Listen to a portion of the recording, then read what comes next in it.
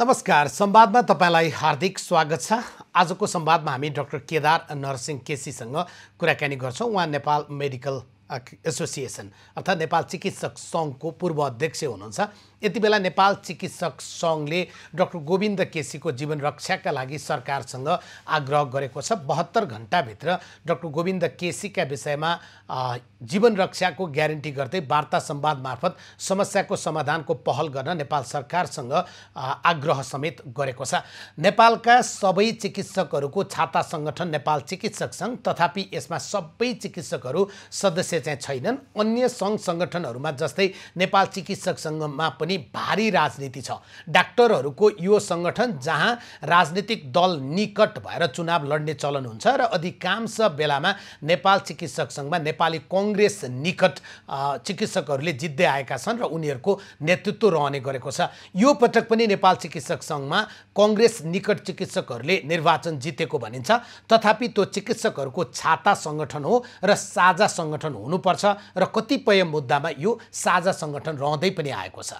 उसले आफ्ना सदस्य डाक्टर गोविन्द केसी, जसले 2067 सालबाट आजसम्म त्रिभुवन विश्वविद्यालय शिक्षण अस्पतालमा आफू जागिरे हुँदाबाट त्यहाँबाट अवकाश पाइसके पछाडि समेत नेपालका स्वास्थ्य सम्बन्धी शिक्षण संस्थादेखि लिएर स्वास्थ्य क्षेत्रमा देखिएका समस्याहरू समाधानका लागि बारम्बार अनसन गर्नु परेको छ। अनसनको श्रृङ्खला एकचोटि हेर्ने हो भने पहिलो पटक 2069 सालको असार 21 गते डाक्टर गोविन्द केसी अनसन बस्नु भएको थियो। उहाँको त्यति बेलाको माग आइओएम मा चाहिँ वरिष्ठताको आधारमा त्यहाँ नियुक्ति हुनुपर्छ भन्नेबाट सुरु भएको माग 19औं चरणमा आइपुग्दा उहाँ जुम्लामा गएर अनसन बस्नु भएको थियो र जुम्लामा अनसन बस्दा उहाँको माग 6वटा विषयमा बढी केन्द्रित थियो। सबभन्दा बढी डाक्टर गोविन्द केसीले जुम्लामा रहेको कर्णाली स्वास्थ्य विज्ञान प्रतिष्ठानमा त्यहाँ पदाधिकारी नियुक्तिदेखि लिएर त्यहाँ कार्यक्रमहरू सञ्चालन गर्ने र त्यसलाई सबलीकृत गर्ने डाक्टर गोविन्द केसीको माग छ। त्यसैगरी डाक्टर केसीले गेटा मेडिकल अस्पताल जो बनिरहेको छ कैलाली जिल्लामा, त्यो गेटा शिक्षण अस्पताल जो निर्माणाधीन छ यसलाई छिटोभन्दा छिटो सम्पन्न गरेर यस मार्फत गरिब जनताका छोराछोरीले पनि चिकित्सा शिक्षा त्यो पनि सुलभ मूल्यमा पढ्न पाउन्, उहाँको अर्को माग छ। यसैगरी उहाँले उठाएको माग अछाम जिल्लाको साँच्चै अछाम आफैमा सुदूर पश्चिममा छ, अछाम आफैमा दुर्गम क्षेत्रमा छ र दुर्गमको त्यो बैलपाटा जहाँका चिकित्सक मेडिकल डाइरेक्टर डाक्टर विकास गौचनसँग हामीले कुराकानी समेत गरेका थियौँ। त्यो अस्पताल अब न्याय हेल्थ नेपालले छोड्दै गर्दाखेरिमा कतै त्यहाँका गरिब जनताहरूले उपचार पनि र औषधि पनि निःशुल्क पाउने अवस्थाबाट विमुख हुने हुन्, फेरि पनि व्यापारीको हातमा नेपाली जनताको स्वास्थ्य पुग्ने हो भन्ने प्रश्न उठेको बेलामा त्यो बैलपाटा अस्पताललाई सरकारले अपनत्व ग्रहण गरेर त्यहाँ उपचारको ग्यारेन्टी गरोस्। डाक्टर गोविन्द केसीको मागमा यो पनि छ। केसीले यो बीचमा सरकारले आफ्ना मान्छे जोसँग वरिष्ठता छैन या क्षमता छैन त्यसरी नियुक्त गरिएका मान्छेहरूको नियुक्ति खारेज गर्नुपर्छ। डाक्टर केसीको माग यस्तो रहेको छ।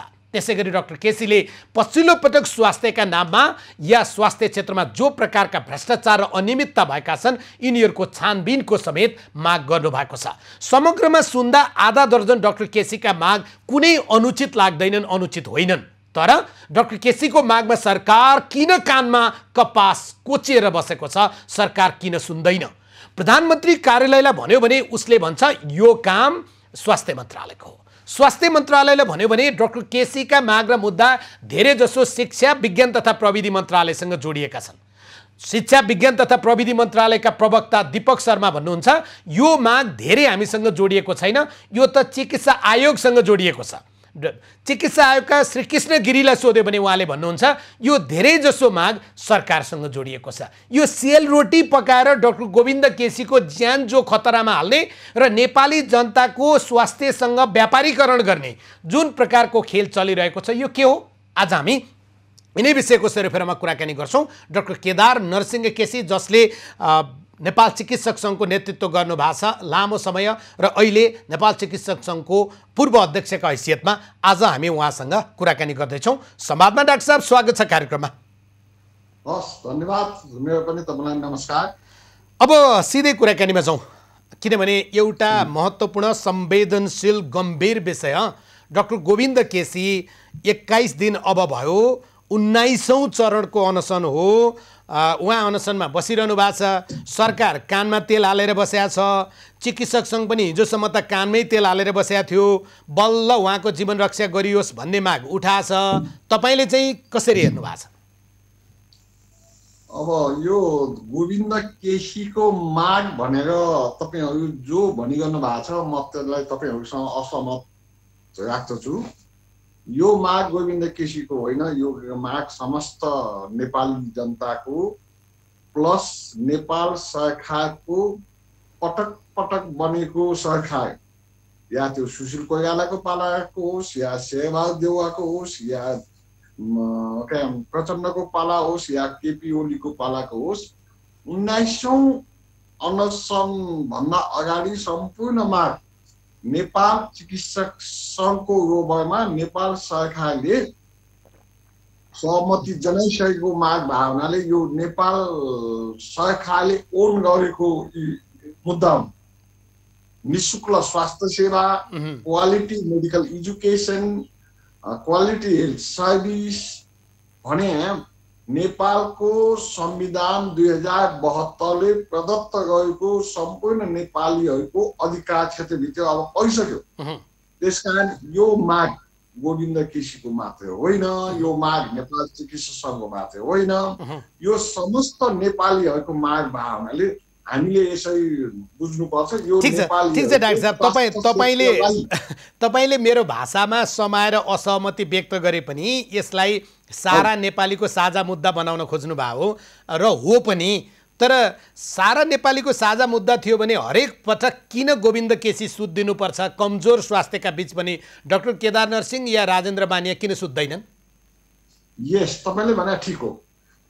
हामी सम्पूर्णले यो चिजहरू हाम्रो सामूहिक मुद्दा हो, साझा मुद्दा हो। यो साझा मुद्दामा हामी सबै गोविन्द केसीले उठाएका, गोविन्द केसीले भनेका कतिपय चिजहरूमा म असहमत राख्छु।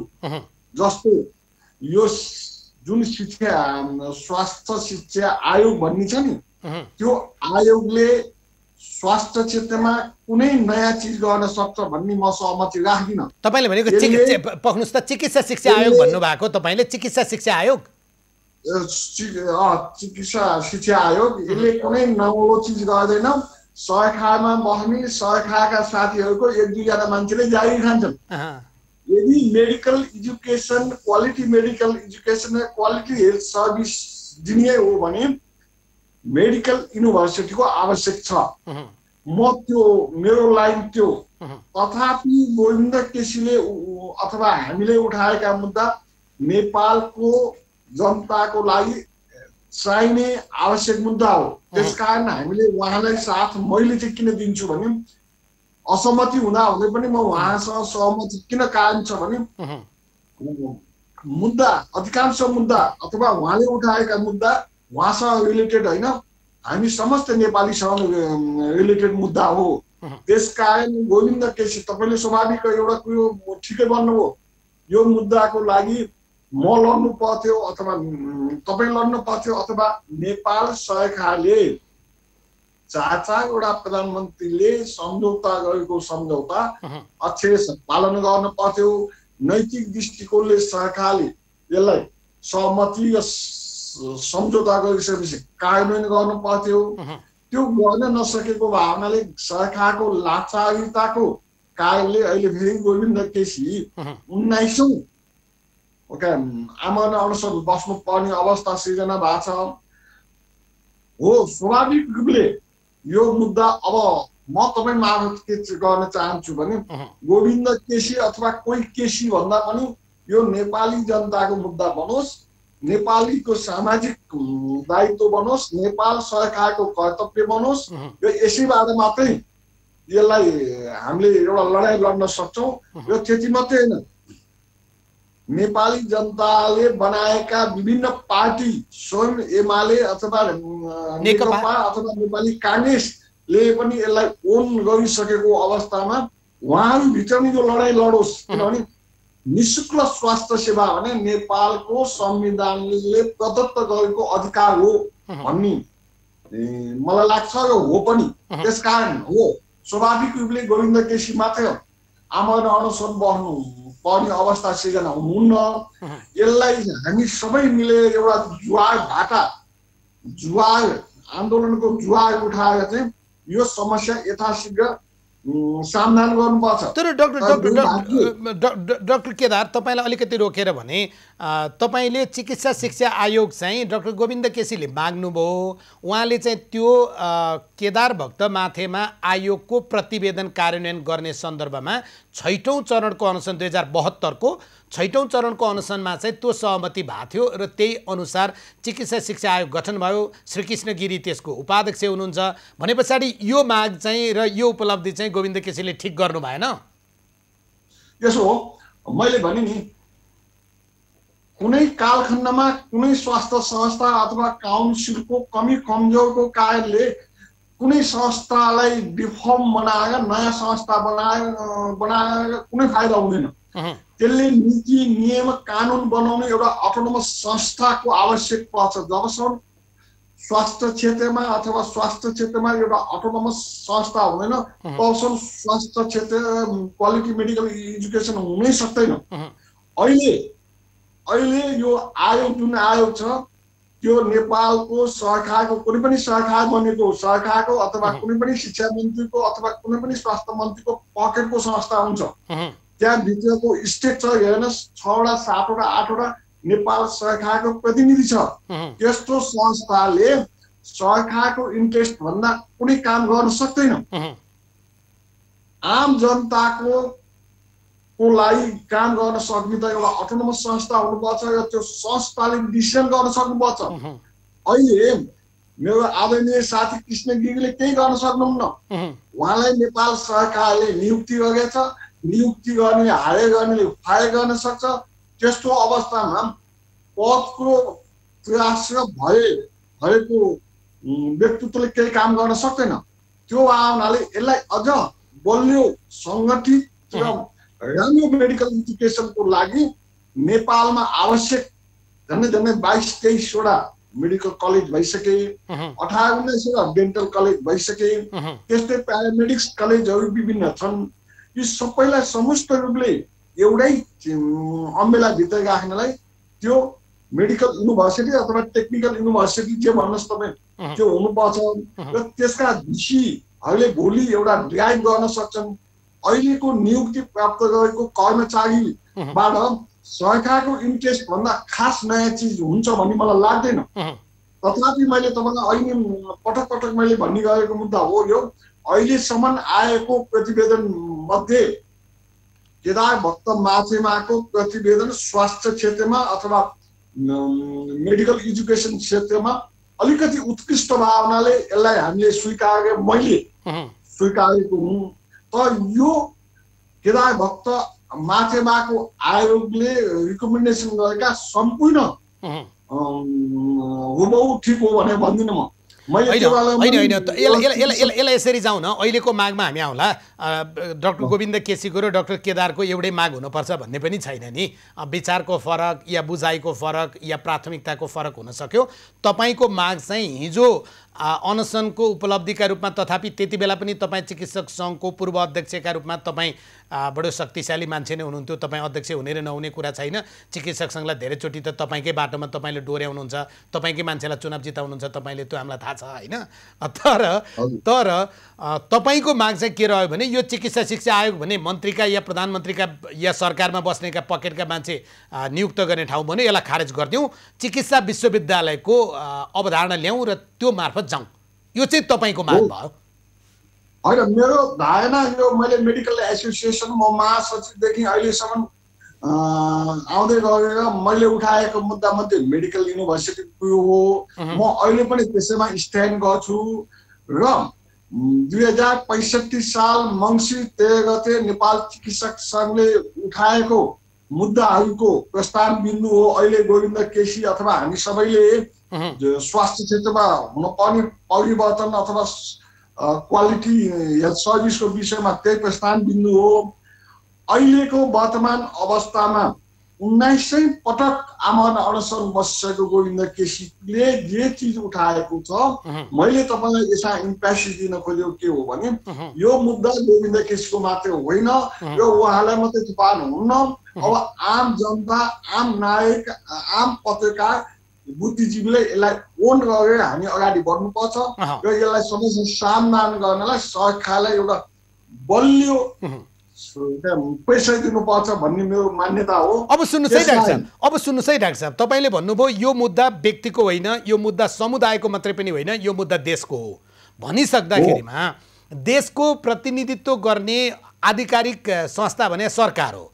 तर सरकारले यो मुद्दा देशको भनेर बुझेको छैन, सरकार चलाउने दल नेकपाले यो मुद्दा देशको भनेर बुझेको छैन। तपाईँले देख्नुभयो यो काङ्ग्रेसीहरूको उक्साहटमा गोविन्द केसी चलिरहन्छन्, यो चोटि पनि काङ्ग्रेसीले उक्साएर बसे भन्ने सरकारका मान्छेको बुझाइ हो जस्तो देखिन्छ। उहाँहरूको व्यवहार देख्दा के सुन्ने कान लाउनुहुन्न त?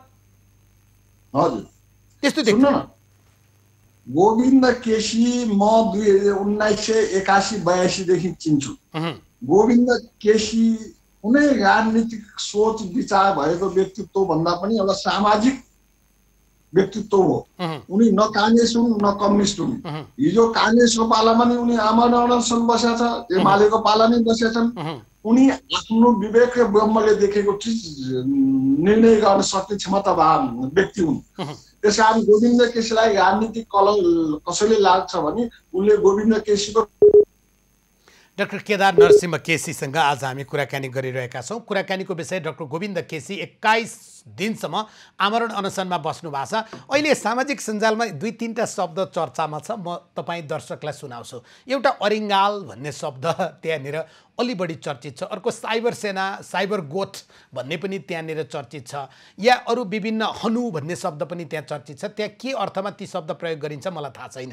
तर ट्विटर या अरू सामाजिक सञ्जाल चलाउँदै गर्दा एउटा चिज प्रश्न के देखिन्छ भने सत्ता नजिक रहेका, सत्ताको भत्ता खाएर होस् या भत्ताको अपेक्षा गरेर होस्, चाकडी गरेर होस् या अनुमानकारिता गरेर होस्, केही मान्छेहरू डाक्टर गोविन्द केसीको अनसनलाई विशुद्ध रूपमा राजनीतिक बुझ्छन्। उनीहरूको प्रश्न कहाँनिर छ भने गोविन्द केसी किन अस्पतालमा गएर चाहिँ अनसन बसेका, अर्को ठाउँमा किन नबसेका उनीहरू प्रश्न गर्छन्। र थप उनीहरू तर्क के गर्छन्, तर्क कि कुतर्क तपाईँ छुट्याउनु होला।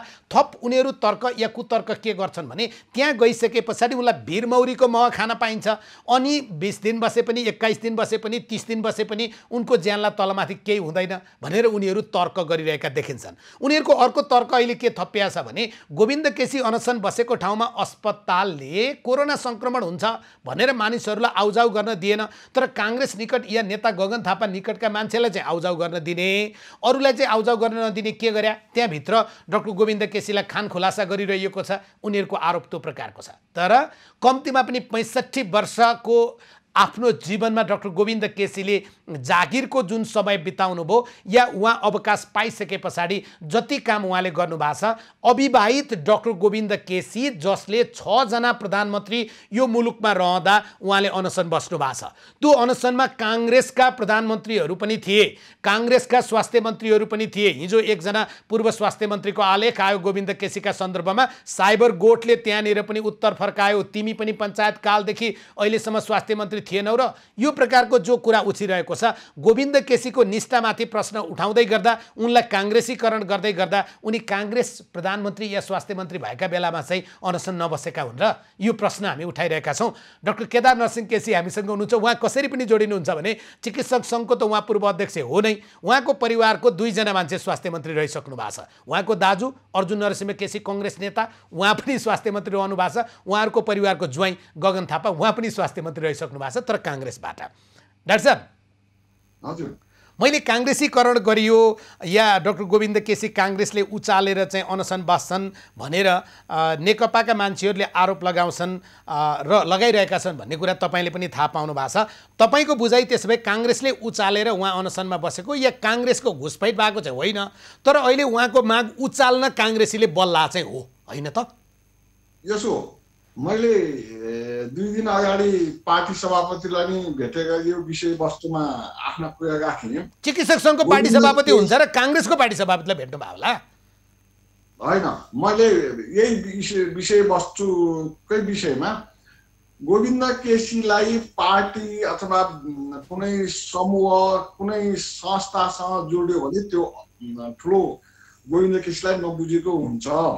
म गोविन्द केसीको लामो समयसँग बसेर काम गरेर एउटै कोठामा 6 वर्ष बसेको मान्छे हुँ। गोविन्द केसी न मसँग प्रभावित हुन्छन् न अरूसँग प्रभावित हुन्छन्। आफ्नो विवेकले जे निर्णय गर्नुपर्छ त्यही गर्छन्। त्यसकारण गोविन्द केसीलाई राजनीतिक कलहबाट मुक्त राखौँ। एक।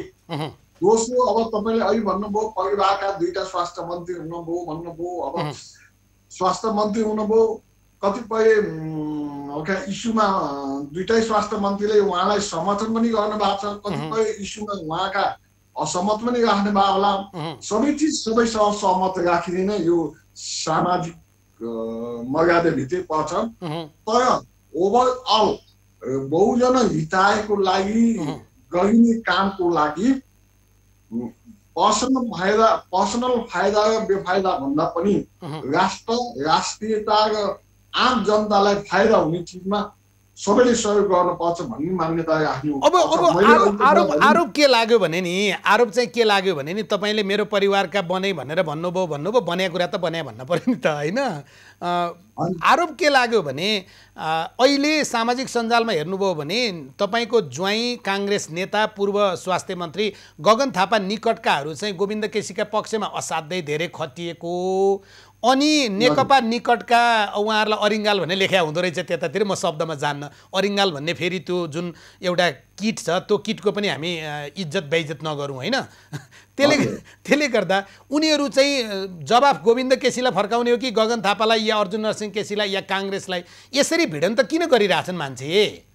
हो, म तपाईँलाई के अनुरोध गर्न चाहन्छु भने यो देशको एकजना चिकित्सक, निष्ठावान चिकित्सक जो अविवाहित छ, उसले 11वटा देशमा त गएर सेवा गरेका छ, सेवानिवृत्त भइसकेपछि 1.5 महिनाभन्दा बढी काठमाडौँमा बसेको छैन, आफूले कमाएको कमाइको 80% गरिब जनताको उपचारमा खर्च गर्छ, त्यो मान्छे हो गोविन्द केसी।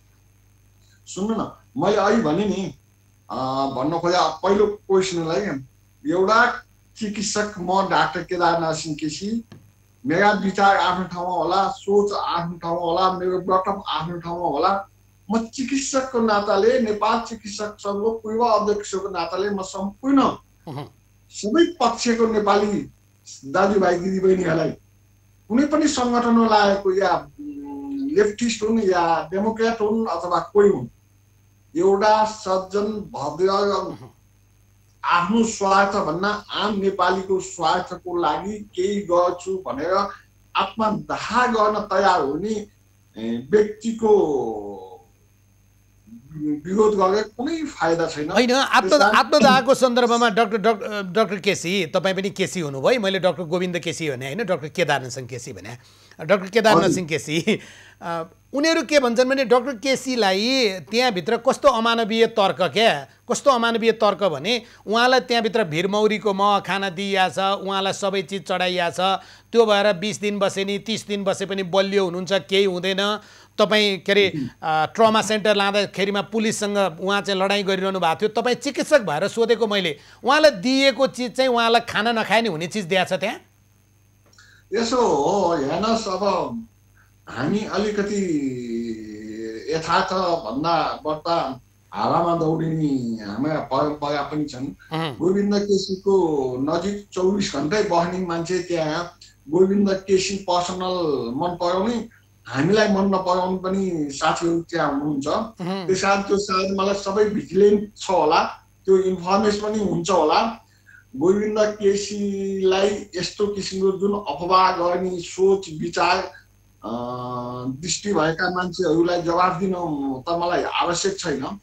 तथापि गोविन्द केसीले जुन किसिमले आत्मदाह गर्ने अथवा सत्याग्रह जस्तो संसारको सबभन्दा अहिंसक बाटो अपनाउनु भएको छ, त्यस्तो व्यक्तिलाई हिंसात्मक शब्द र बोलीबाट जसले बोल्छ त्यसको त म कुनै एन्सर गर्न तयार छैन। त्यो उत्तर लायक पनि छैन, त्यो उत्तर लायक पनि छैन, त्यो प्रश्न लायक पनि छैन।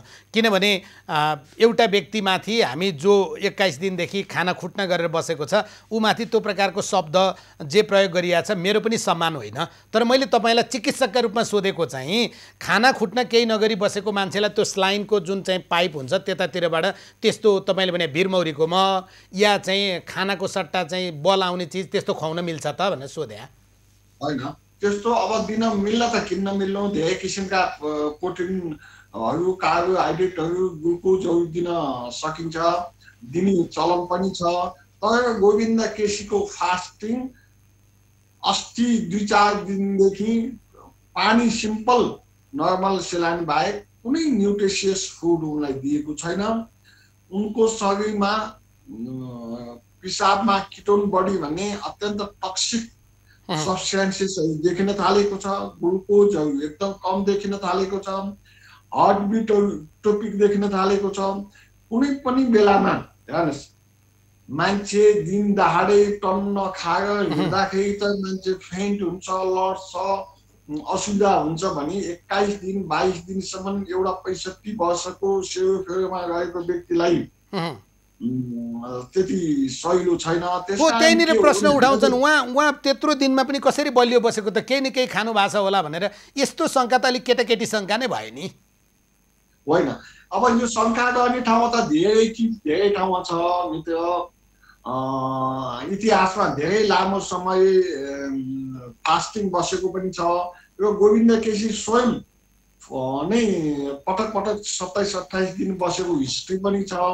त्यसकारण जुन किसिमको मार्केटमा कोही साथीहरूले भनेको अफवाह थियो, तपाईँको म नलागौँ, तपाईँ म केमा लागौँ भने अहिले गोविन्द केसीले उठाएका जेनुन माग अथवा जेनुन इस्युहरू जो आम नेपालीको हो, आम नेपालीले साथ दिउँ, गोविन्द केसीको लाइफ सेभको लागि सरकारलाई प्रेसर गरौँ। अब दुर्भाग्यवश म आज बिहान कल्पना गरिरहेको थिएँ यो कस्तो देश होला।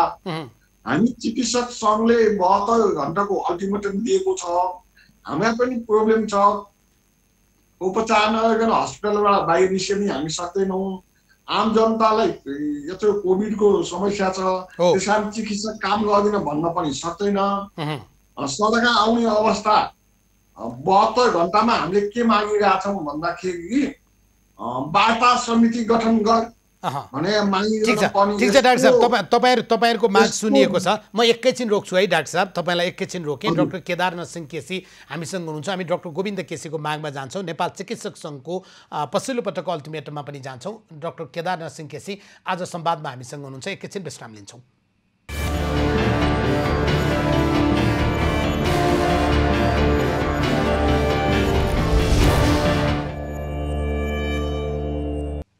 पुनः स्वागत छ संवादमा आज हामीसँग डाक्टर केदार नरसिंह केसी हुनुहुन्छ। सन्दर्भ डाक्टर गोविन्द केसीले राखेका मागहरू 21 दिनसम्म सरकारले सुनेकै छैन। सरकारले किन नसुनेको होला? सरकार अरू योभन्दा बढी महत्त्वपूर्ण काममा व्यस्त भएर डाक्टर गोविन्द केसीको माग र मुद्दालाई सम्बोधन गर्न एउटा वार्ता टोली पनि बनाउन नभएको हो कि होइन?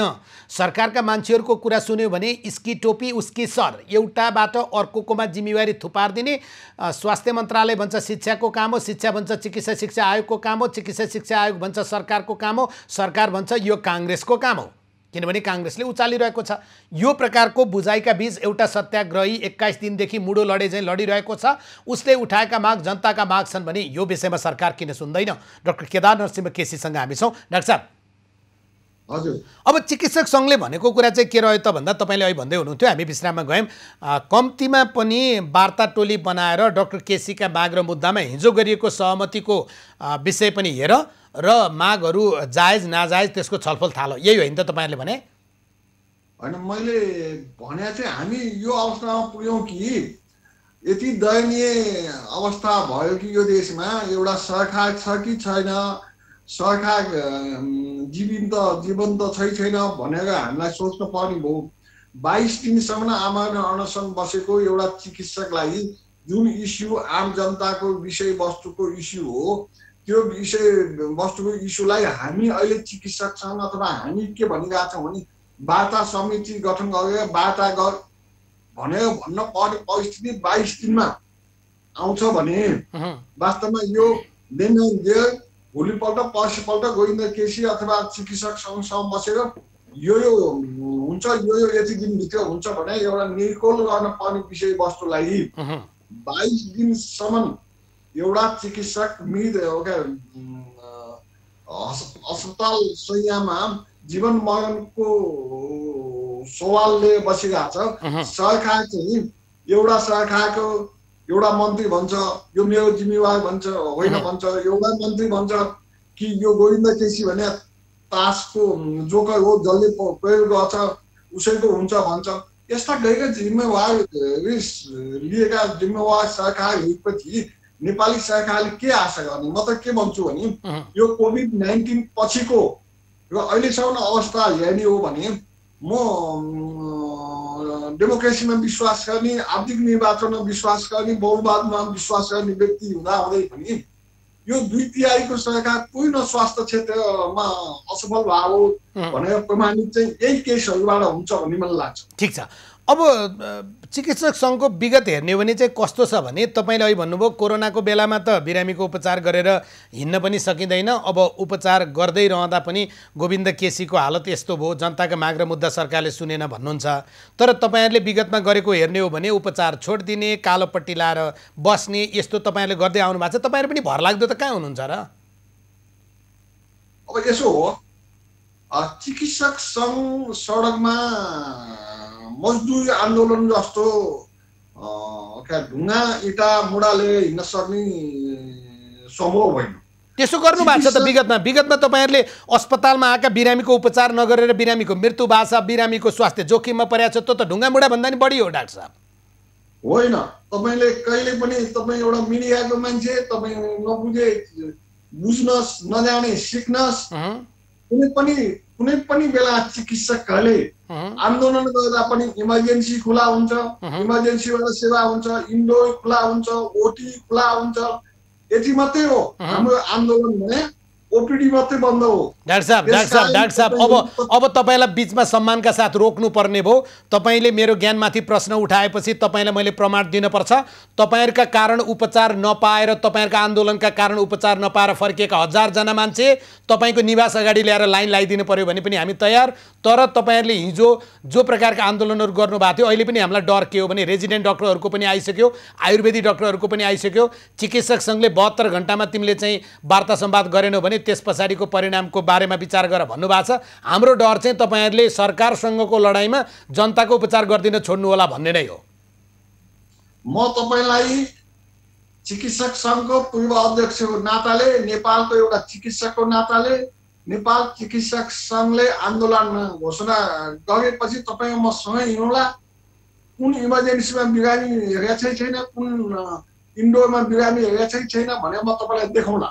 भनेको तपाईँहरू कुनै पनि बिरामीलाई उपचार, अहिले त तपाईँले अहिले भनिसक्नुभयो स्थिति पनि अर्कै प्रकारको छ, कोरोना सङ्क्रमणको बेला छ। यति बेला बिरामी उपचार गर्ने जिम्मेवारीबाट बाहिर गएर आन्दोलनमा जान्नौ, बिरामी उपचार गर्दै आन्दोलन हुन पनि सक्छ। यसो हामीले आन्दोलनलाई सकेसम्म आम नेपाली जनतालाई अथवा स्वास्थ्य सेवा ग्रहण गर्ने अथवा सेवा चाहनेहरूलाई समस्या नपरोस् भन्ने मोडालिटीमा हाम्रो आन्दोलन हुन्छ। हामीले हिजो पनि त्यही गरेका छौँ, आज पनि त्यही गर्छौँ र भोलि पनि त्यही गर्छौँ। तपाईँहरूले एउटा चिज कहिले काहीँ के भन्छ भने मिडिया तपाईँहरू पब्लिक हल्ला गर्ने र हामी चिकित्सकको वास्तविक कुरा तपाईँहरूले प्रस्तुत नगर्ने। हामी चिकित्सक इमर्जेन्सी कहिले पनि बन्द हुँदैन, इमर्जेन्सीबाट दिने सेवा कहिले पनि इमर्जेन्सीमा मात्रै सबै बिरामीको उपचार हुँदैन डाक्टर साहब। त्यहाँ मात्रै ठाउँ कहाँ पुग्छ त नि? इमर्जेन्सी मात्रैले उपचारलाई ठाउँ पुग्छ र?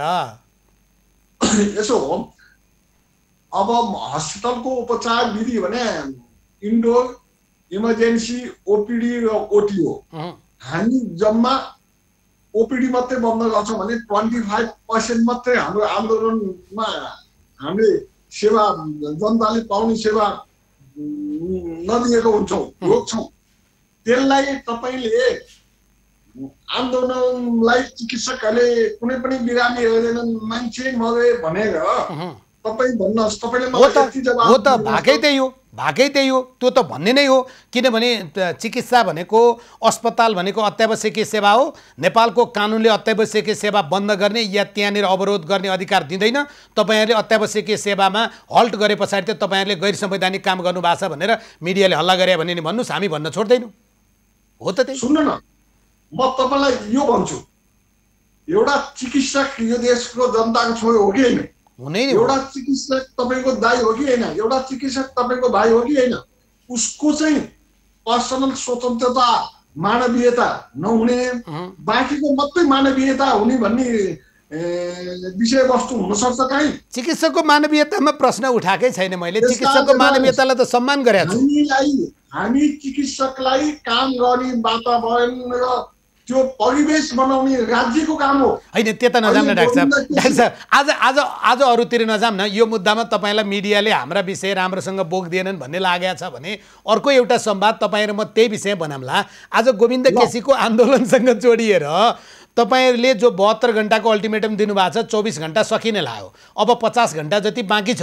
यो 50 घण्टामा सरकारले वार्ता टोली बनाएन या संवाद थालेन भने चिकित्सक सङ्घको आन्दोलनको प्रारूप कस्तो होला भनेर पूर्व अध्यक्षज्यूलाई सोधे। मैले के भन्छु भने तपाईँले लिएको चिन्ता स्वाभाविक हो र म नेपाल चिकित्सक सङ्घको पूर्व अध्यक्षको नाताले पनि आन्दोलन गर्न पर्यो भने, आन्दोलनमा जान पर्यो भने म पनि दुःख मान्छु। तर आम नेपाली जनताको स्वास्थ्य क्षेत्रमा दिने सेवा, इन्भाइरोमेन्टलाई सही ढङ्गले तयार पार्ने कुरो त राज्यको कुरो हो नि। राज्यले गोविन्द केसी अथवा हाम्रा मुद्दाहरू, चिकित्सकका मुद्दाहरू, तपाईँलाई थाहा छ अहिले कोभिड-19 को सबभन्दा पीडित को भन्दाखेरि नेपालका चिकित्सक स्वास्थ्य कर्मी। नेपालको स्वास्थ्य कर्मी चिकित्सकलाई नेपाल सरकारले पिपीसम्म दिन सकेको छैन, इन्सेन्टिभको त कुरै छाड्नुहोस्। त्यो अवस्थामा पनि नेपालका चिकित्सकहरू बिहानदेखि बेलुकासम्म जीवधन छाडेर जनताको सेवा गरिरहेको। फेरि अर्को माग नघुसाउनुहोस् न। तपाईँ पनि मौका पाएपछि थप माग घुसाइदिइहाल्ने क्या। थप माग अहिले नघुसाम न। स्वास्थ्य कर्मीहरू फ्रन्ट लाइनमा हुनुहुन्छ, स्वास्थ्य कर्मीहरूले सेवा गर्नुभएको छ, ज्यान जोखिममा राख्नु भएको छ, सलाम त्यो छँदैछ। पढ्नुहोस् न, तपाईहरुको आन्दोलन चाहिँ कस्तो हुन्छ?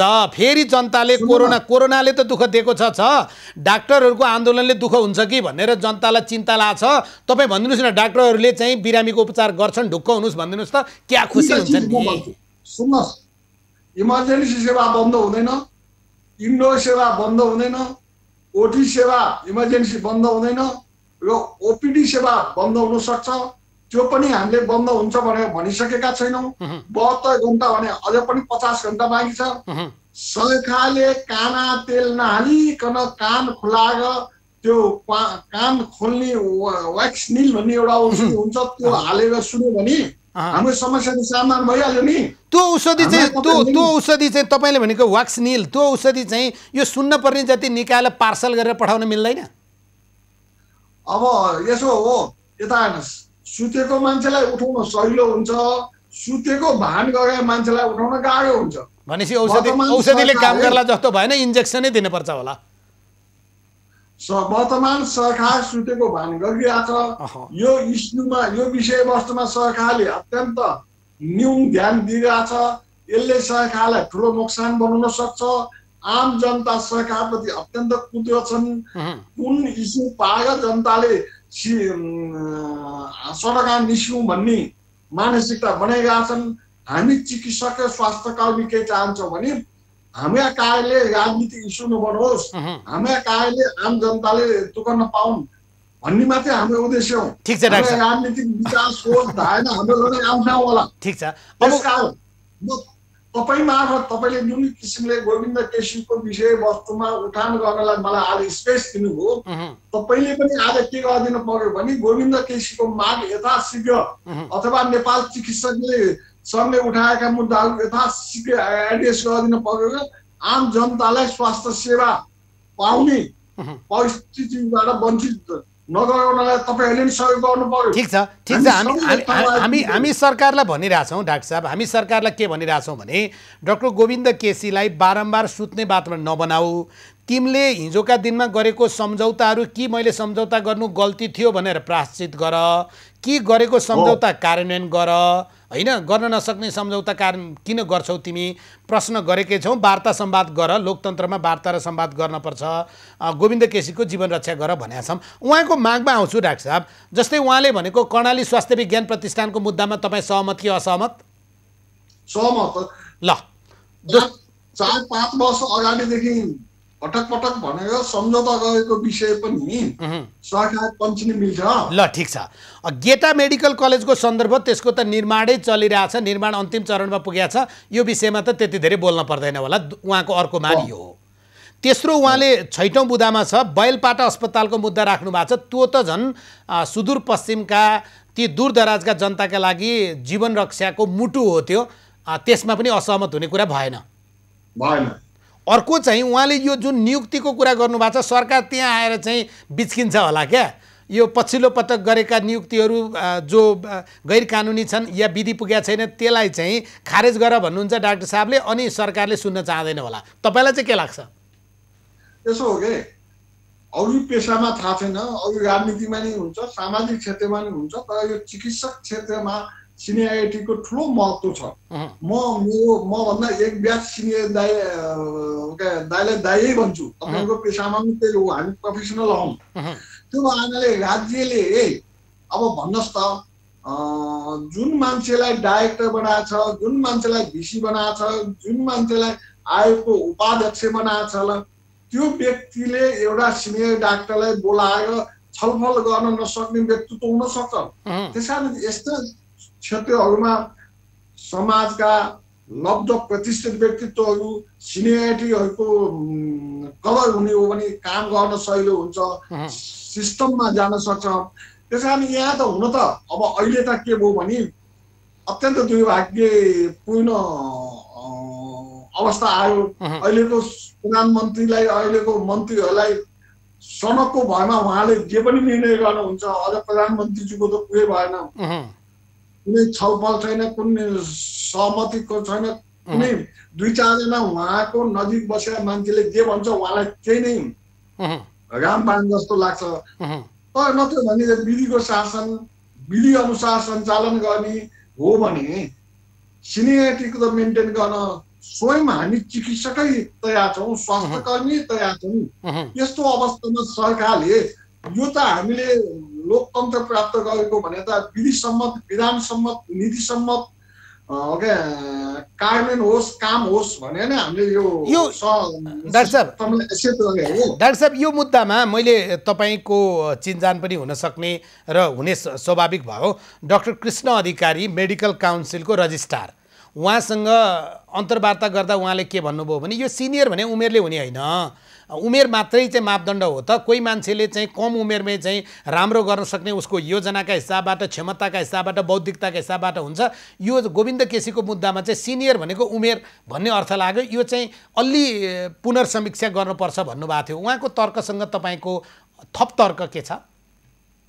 अब उहाँको आफ्नै तर्क होला है, मेरो तर्क भने चाहिँ के हो भने कुनै पनि संस्था इन्स्टिट्युसनमा 10 वर्ष काम गरेका मान्छे पछाडि पर्ने, अनि 10 वर्ष अगाडिका मान्छे चाहिँ पछाडिका मान्छे चाहिँ अगाडि पुग्ने हो भने त्यो संस्था कसरी चल्ला, विधिसम्मत चल्नुपर्छ। एउटा प्रोफेसर भइसकेका मान्छे डिन हुनसक्छ अथवा डाइरेक्टर हुनसक्छ, तर सहायक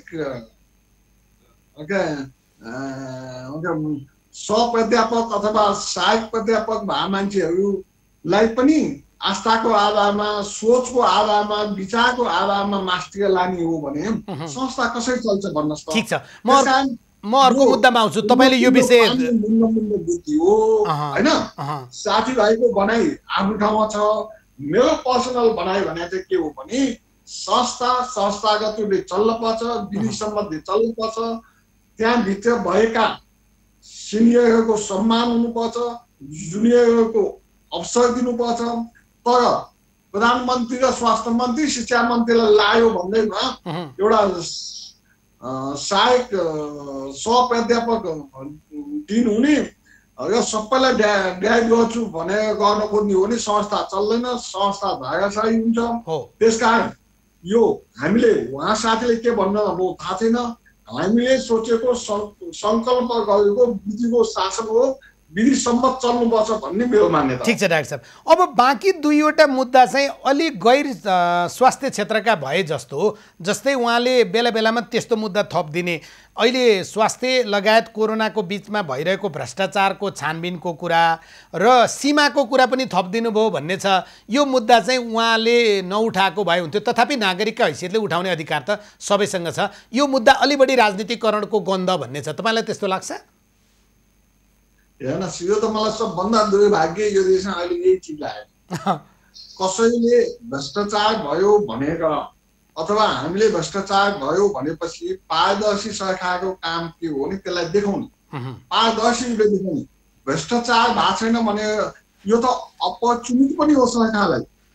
कसैले सरकारलाई दोष लाग्यो त भ्रष्टाचार गरिरहेको छ भन्यो भने होइन, भ्रष्टाचार भएको छैन होइन है भनेर देखाउने उसको लागि अवसर पनि हो। तर वर्तमान अवस्थामा मलाई कस्तो दुःख लाग्छ भने 50औं हिउँदो 60 पार गरेर आउनु भएको प्रधानमन्त्रीजी आम जनता सडकमा ठिटा केटा केटी बच्चा उमेर बुढाका सबैले भ्रष्टाचार भइरहेछ भनेर भन्नुहुन्छ। प्रधानमन्त्रीजी स्वयं सदनमा उभिएर भ्रष्टाचार भएको छैन भन्नुहुन्छ। भ्रष्टाचार त देख्न पनि चाहन्न, सुन्न पनि चाहन्न भन्नुहुन्छ नि प्रधानमन्त्री। कस्तो मिठो कुरा गर्नुहुन्छ। सुन्नु न मेरो कुरो, उहाँले भन्नुपर्ने के हो भने भ्रष्टाचार भएको छ भने म काम अगाडि बढाउँछु, कोभिड कन्ट्रोल गर्छु, कोभिडको नियन्त्रणको लागि कुनै पनि काम गर्छु, म एउटा समिति बनाउँछु र त्यो समितिले भ्रष्टाचार गरेको देखे म कारबाही गर्छु भनेर पो भन्नुपर्ने त। प्रधानमन्त्रीले एउटा शाखा अधिकारीले के भ्रष्टाचार गरेको छ कि नीति सम्मत गरेको छ कि छैन पनि प्रधानमन्त्रीले सदनबाटै वकालत गर्ने हो भने त्योभन्दा दुर्भाग्य के हुन सक्छ भन्नुहोस् त। ठिक छ, म अन्तिममा आइपुगे। जनतालाई अधिकार छ। ठिक छ डाक्टर साहब, तिरेको ट्याक्सको उसले तिरेको पसिनाको पैसाले तिरेको ट्याक्सको हिसाब किताब खोज्ने जनतालाई अधिकार छैन।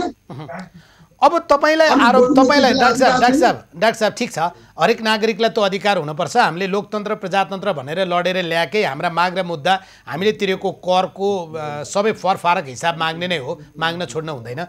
तर तपाईलाई आरोप चाहिँ के छ भने 2069 सालको पुसबाट अहिले 2077 सालको असोजसम्म आउँदा 6वटा प्रधानमन्त्री गोविन्द केसीको अनसनसँग जोडिएका छन्। खिलराज रेग्मीबाट तपाईँ सुशील कोइराला, शेरबहादुर देउवा, पुष्पकमल दाहाल, तपाईँ बाबुराम भट्टराई र केपी शर्मा ओली, उहाँहरूको कार्यकालमा खास गरी दुईटा प्रधानमन्त्रीको बेलामा चाहिँ तपाईँको आवाज यति ठुलो हुँदैन थियो भन्ने छ, सुशील कोइराला र शेरबहादुर देउवा। हजुर, उहाँहरू दुईटाको बेलामा चाहिँ तपाईँको आवाज अलि मसिनो मसिनो हुन्थ्यो भन्ने छ। यसलाई यसो भनौँ न, सुशील कोइराला, शेरबहादुर देउवा अथवा अमुक कोही प्रधानमन्त्रीको नाम नभनिकन यसै भन्न नै सकिन्छ नि। 48 सालपछि सबैका सम्पत्ति विवरण पेश गरौँ र सम्पत्ति विवरण अनुसार कसो के छ त्यसमा कारबाही गरौँ।